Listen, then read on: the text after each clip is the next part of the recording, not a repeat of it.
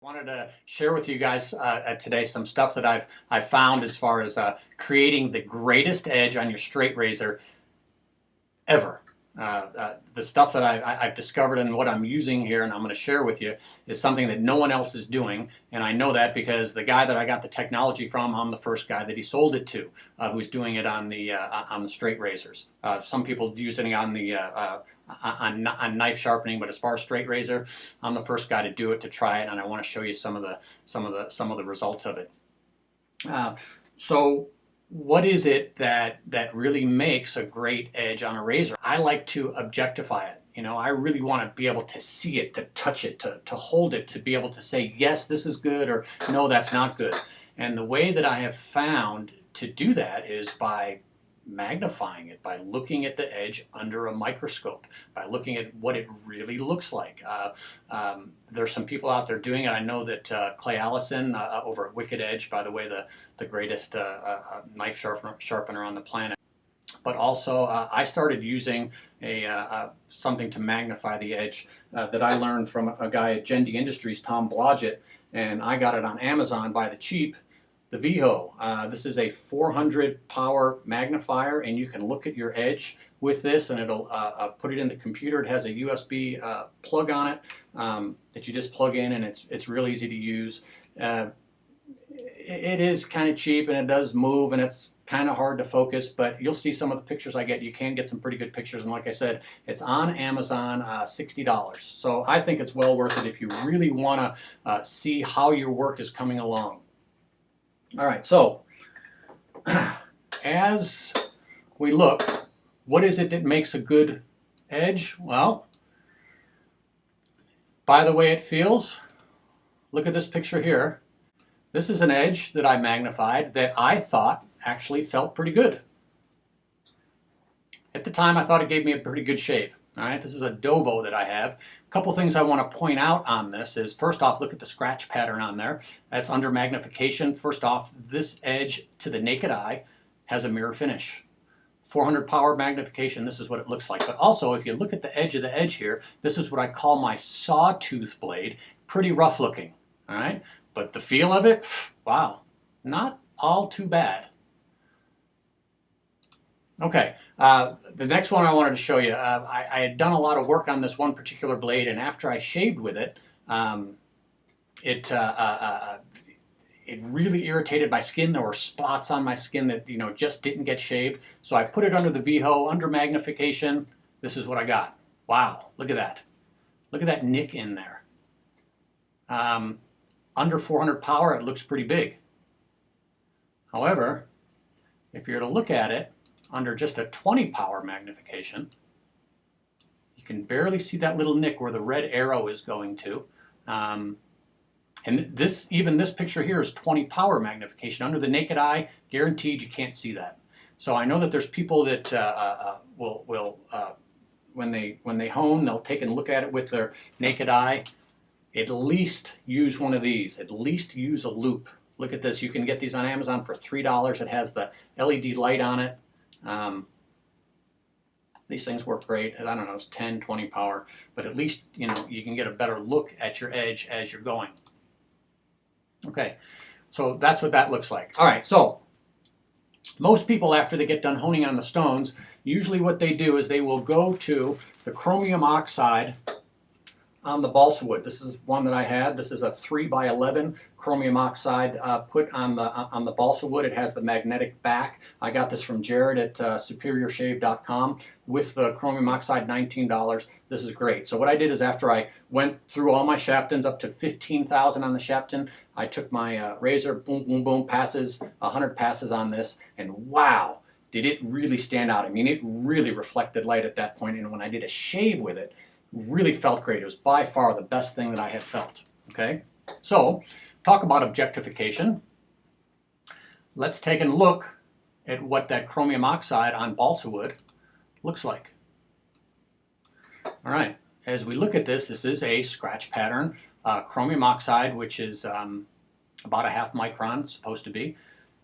That's actually a pretty decent scratch pattern, nice and even. It is what it is. Okay, so now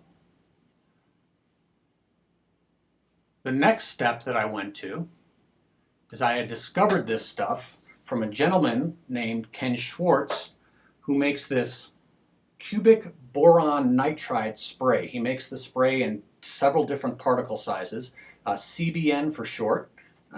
This is in particular the 1 micron particle size. Now, what is it that makes this product as great as it is and does such a great job? The consistency of the particle size. This particular spray, 1 micron, okay? If you look at it on a chart, Ken did an electron microscope and charted out the size of all the different particles that he found, and most all of the particles fell within the 1 micron, whereas you take a chromium oxide, he put that under the electron microscope. It's supposed to be half micron. Well, yeah, probably a lot of the stuff was half micron, but the spread went from smaller all the way up to 3, 4, 5 micron particle sizes within the chromium oxide.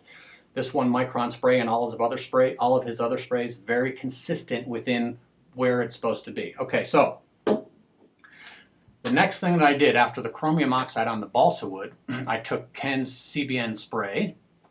This is 1 micron on balsa wood. Okay, and this is what I got. All right, if you look at that, it actually looks pretty much similar to the other one. And I have a side-by-side here. You can see the chromium oxide on the balsa versus the 1 micron on balsa. Those are pretty similar. Okay, but now, and this is what I really wanted to share with you regarding this video, is the next step that I went to is this technology that Ken Schwartz has come up with, and that I'm using. All right, what it is it's something that he calls nanocloth. When people will strop, they go to either leather, they go to balsa wood. Well, Ken has something called nanocloth. All right, it's a cloth. It kind of looks like a t-shirt, a white t-shirt material, but if you feel it, it has kind of almost a velour feel to it. And what I had Ken do is he mounted this nanocloth onto a piece of glass, a 3x11 piece of glass.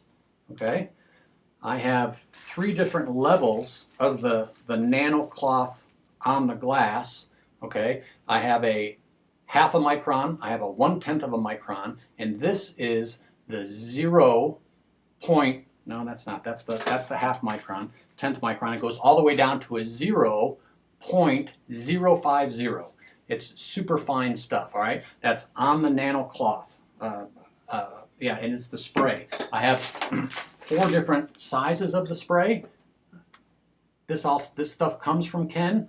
I have the 1 micron, I have a half micron, I have a 10th micron, and then the 0.050 poly is what that's referred to. So it's a progression of steps on the glass on the nanocloth. So let's take a look and see what it looks like here. Okay, so the first step on the nanocloth is a half micron. I called it nano glass. It's nanocloth mounted to the glass. The reason we use the glass is because it's perfectly level.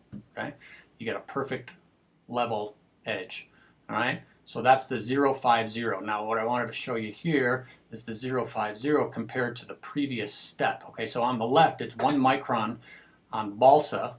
The next progression is the half micron on the nano glass. You can see that there's quite a bit of difference going from balsa wood to the nano. All right. Next step, we went to 1/10 micron on the nanocloth. And that, under magnification, looks like this. Wow, those lines are going away. Can you see that? All right, let's take and do a comparison of the previous step, the half micron on nano to the 1/10 micron on the nano. And you can hit your pause button if you want to stare at that some more. All right, now, for the final step, and this is the really exciting part, is the 0.050 poly on the nanocloth. Looks like this. Wow.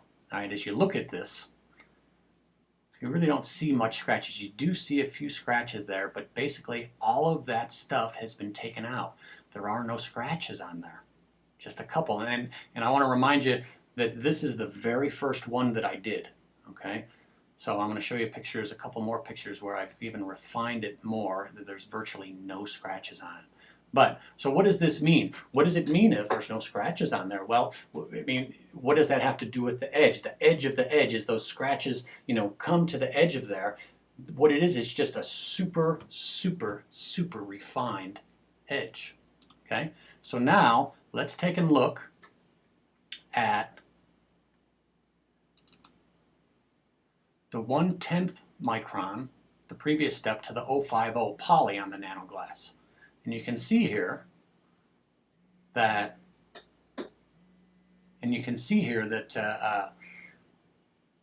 virtually the scratches are all gone. All right. So the next thing I wanted to show you is the first stage to the last stage, okay? Chromium oxide.